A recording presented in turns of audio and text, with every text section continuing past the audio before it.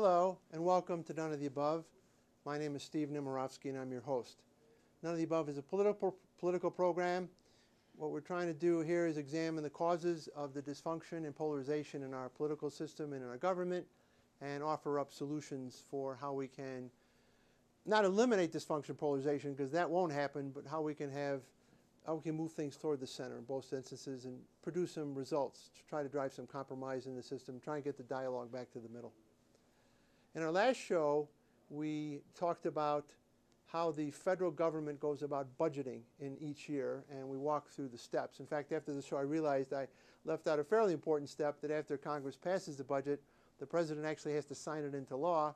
That's not always the case. The president may veto the budget, and then you're not exactly starting over again, but you have to go back and certainly work through those wrinkles. So for the civic scholars among you, please accept my apology that we left out the step of the president signing legislation. As you know, when Congress passes legislation or a state legislature passes legislation, part of the system of checks and balances is it has to be signed by the executive branch. So when we concluded last time talking about the budget, and in part of that conversation, what we mentioned is the fact that the United States government invariably today, and for most years, spends more money than it takes in. So in this particular time, we have a budget, and I apologize for not having the exact numbers, of around $3.8 trillion, but our revenues are probably going to be about $600 billion short of that. So for the current year that we're in, the fiscal year 14, my understanding is that we're going to have $600 billion of debt because of the fact that the revenues don't match up to the expenditures. And since this has been going on for a while and the debt accumulates, as you have a budget from one year to the next, and each year you have more money that you have in the form of a deficit for that year, it adds to the accumulated deficit. So right now we have a very large accumulated deficit for our country. In fact, it's such a big number, I had to bring out the big whiteboard today. So let's take a look. So here we have a very scary number, and I took this number from a site called the U.S. National Debt Clock. And this show is a taped show, so we're doing this in early February. I think this show may not run until sometime in late March, and by then this number is going to be even higher. But this is, I'm going to try and do this, 17 trillion, 261 billion, 748 million, $608,633.98. That is how much money our federal government has in its accumulated deficit from year to year to year to year. Another number I have on the board here is $54,346.44. I'm guessing that many of you have already figured out that this is the amount that our federal government owes for each person in our country. So we have, 350 or 360 million people. You divide our population into the total amount for that day, and that shows you how much debt we have accumulated for each citizen. Now, these are staggering numbers. There have been other times in history where the numbers have been very high, and they're usually associated with time of war, First World War, Second World War.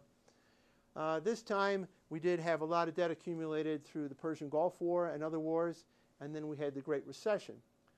So, as you know, on this show, we're not here to argue issues or whether or not the debt's too high, how to bring the debt down, or whether or not the budget's appropriate. We're trying to talk about process.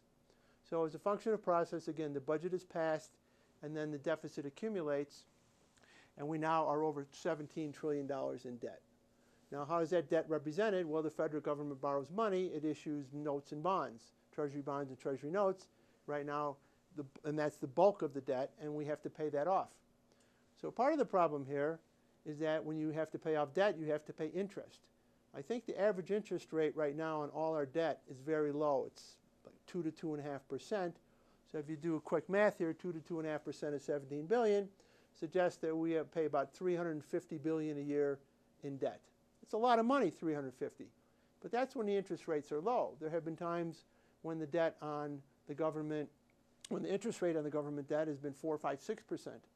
So if we get to an inflationary environment in our country and the cost of that debt starts to spike up, for every 1% of that debt, we are going to be spending an additional $170 billion a year just to pay the interest.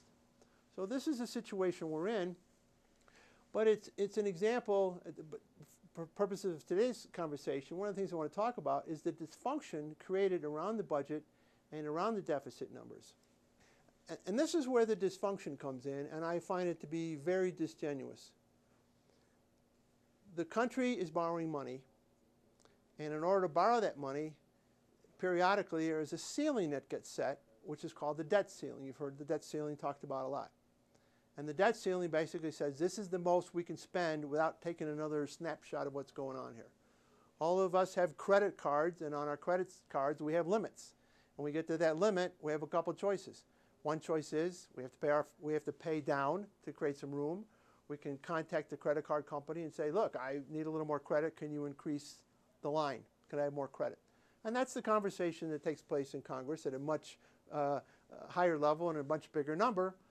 Should we have more debt? Now, given the scenario of how government operates, it's very hard at any one particular time to trim that debt because it's a moving target.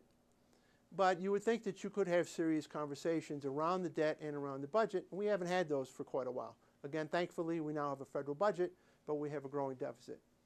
In fact, one of the things, and I'm going to digress here for a second, that I find very disingenuous is when you hear our politicians talk about the fact that they have lowered the debt. They are not lowering the debt. If you hear any politician say that they have lowered the debt, you need to call them on that. If anything they've done is in any particular year, we have less debt than we did the year before. So in this particular year, we have $600 million of new debt. The year before, it was more.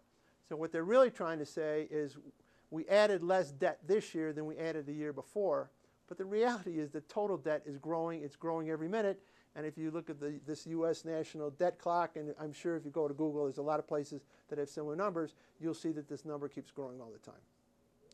So please don't be confused when they say the debt has been lowered. All they're talking about is a relative number from one year to the next, whereas a cumulative debt keeps growing.